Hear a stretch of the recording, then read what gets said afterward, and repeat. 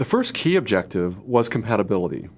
Full 100% compatibility with the x86 instruction set, plus also compatibility with the more recent MMX extensions to that instruction set. The second key and equally important objective was high performance. Higher performance, roughly 2x compared to the current generation or the preceding generation of processors. And we looked at achieving that in two dimensions, in terms of higher frequency and in terms of higher architectural performance. After a lot of analysis, we settled on an approach of striving for basically a moderate increase in frequency, which, in other words, not adopting a super pipeline style design, and instead adopting a superscalar style design.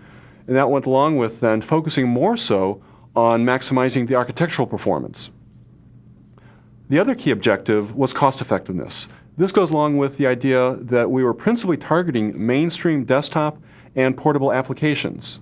And there's really two parts of this. One is cost effectiveness at a system level, which for us meant being compatible with Socket 7 and thus being able to leverage all of the existing very low-cost Socket 7 infrastructure within the industry, such as chipsets, motherboards, and so on.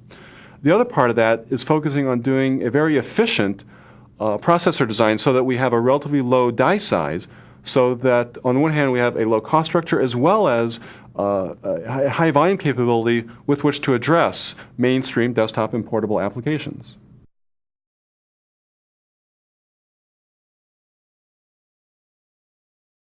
The most fundamental and key feature of the microarchitecture was this idea of translating x86 instructions to an internal RISC-like instruction set that we call RISC-86 operations. And along with that is the idea of having a very high performance superscalar RISC processing engine that executes the RISC-86 instruction set.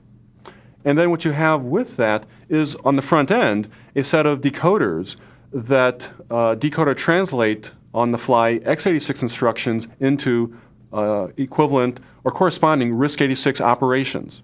We put a lot of analysis work into that, and after looking at a wide range of options, we settled on two leading options. One was having 3 relatively simple decoders versus 2 more sophisticated decoders. And we found that the latter approach was actually the higher performance solution, both in terms of frequency and architectural performance. Frequency simply because with 2 decoders versus 3, it's easier to achieve a shorter cycle time, and also higher architectural performance because of the higher average decode bandwidth due to the more sophisticated decoders, even though there's only 2 of them. The other key features are similar to what you find in other high-performance, new-generation RISC processor designs, such as multiple execution pipelines, very aggressive branch prediction, and large level 1 on-chip caches.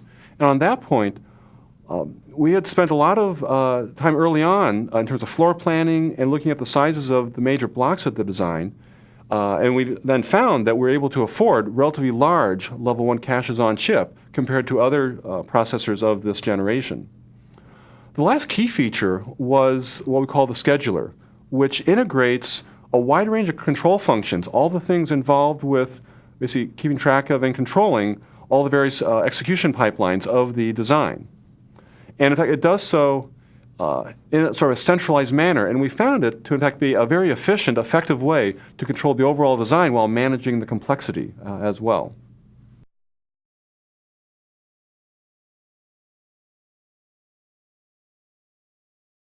The key advantage to this was managing complexity.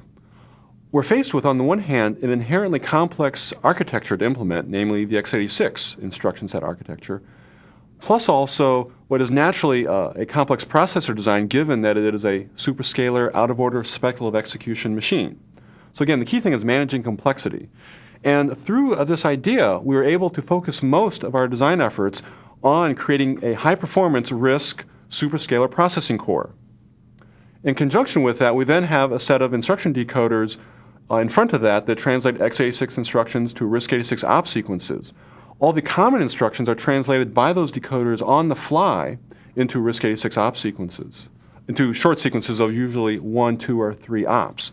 Everything else, the more complex instructions and all the other functionality within the architecture, is handled through RISC-86 op sequences that are fetched from an on-chip ROM, rather similar to microcode. although more efficient and lower overhead than what you would typically have.